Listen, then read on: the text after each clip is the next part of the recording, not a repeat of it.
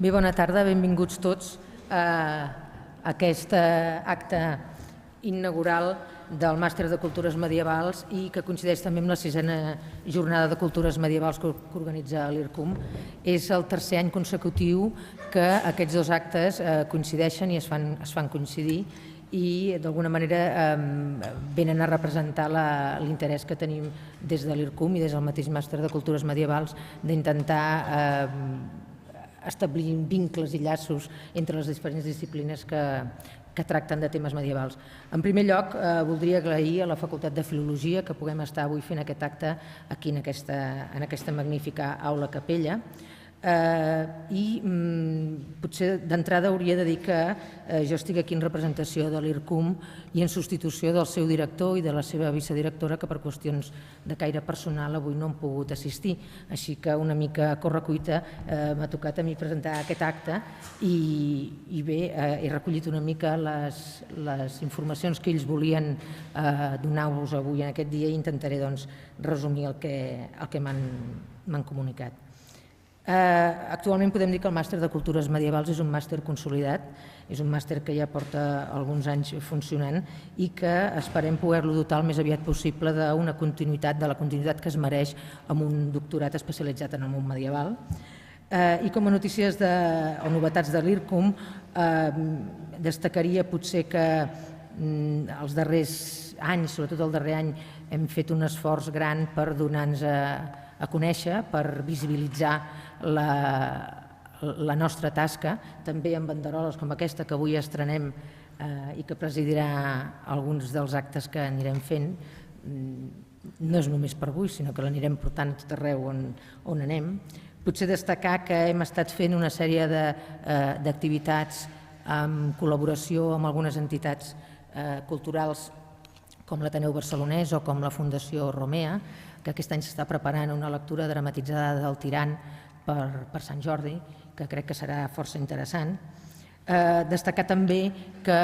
pel que fa a publicacions estem bastant dedicats, gairebé dediquem la major part del nostre temps a l'IRCUM amb tirar endavant una línia de publicacions.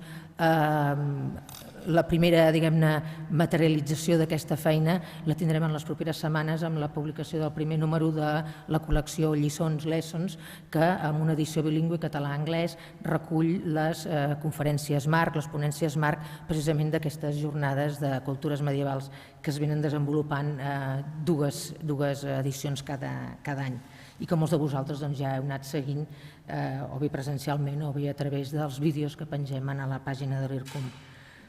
Així mateix estem també treballant en el primer número d'una revista electrònica científica de qualitat que esperem que pugui veure el seu primer número abans que acabi aquest curs acadèmic, potser si tot va bé cap al mes de maig, i que esperem que pugui ser un òrgan de difusió de la tasca que fem els investigadors que formem a l'Institut i que reculli també aportacions d'arreu de qualitat sobre recerca relacionada amb temes del món medieval. Per aquells que sou alumnes del màster o que sou investigadors en formació, tant si esteu començant aquest any com si ja fa temps que esteu treballant en la vostra tesi o bé en el vostre treball de final de màster, us voldria anunciar que probablement en un termini d'un mes aproximadament es farà la reunió constituent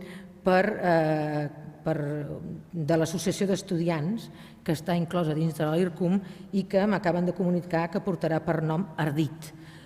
Soc incapaç de recordar-me les sigles exactament què és el que volien dir, m'ho han dit però no m'ho he apuntat, per tant, en tot cas li pregunteu després a la seva futura presidenta, Araceli Gordillo, que està aquí, i que ell us explicarà exactament quines són què és el que volen dir aquestes sigles. Crec que això és una bona notícia perquè els que esteu en període de formació sou en definitiva el futur del medievalisme d'aquest país i perquè probablement d'aquesta manera s'ajudarà a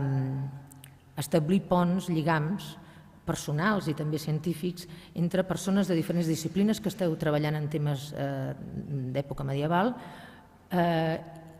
uns ponts i uns lligams que des de l'IRCUM intentem reconstruir perquè durant molts anys ha semblat que ens donàvem l'esquena els uns als altres, potser perquè anàvem tots molt atabalats, però crec que aquest camí que estem intentant recórrer des de l'IRCUM i des del màster també,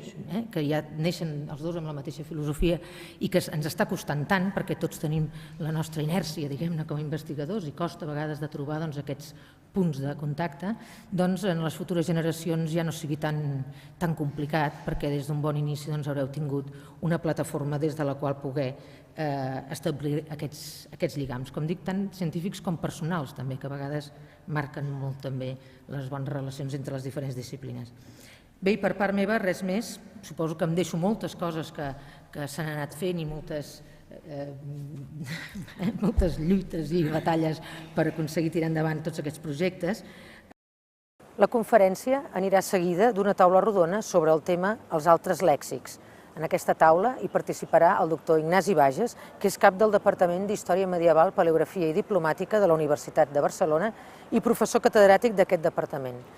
El professor Bages és bon coneixedor de la documentació medieval del nostre país i és especialista en l'edició de textos medievals. Recentment ha publicat, juntament amb Gaspar Feliu i Josep Maria Salrach, els pergamins de l'Arxiu Comtal de Barcelona. També participarà la doctora Marion Koderk, doctora en Filosofia per la Universitat de Durham i llicenciada en Filologia Romànica per la Universitat de Barcelona. És actualment professora associada del Departament de Filologia Romànica d'aquesta universitat. La seva activitat investigadora gira a l'entorn de les representacions dels gèneres i dels ideals cortesos a la literatura medieval i forma part del grup de recerca Viteca. Finalment, participarà la doctora Maria Eugènia Ortuño. És doctora en Dret i professora titular de Dret Romà de la Universitat de Barcelona. Entre altres línies de recerca, investiga sobre l'evolució de la legislació en el període postclàssic i els antecedents romans del dret català, com per exemple sobre la institució de l'hereu i el dret successori català. Gràcies per la vostra assistència i esperem que aquest acte sigui del vostre interès.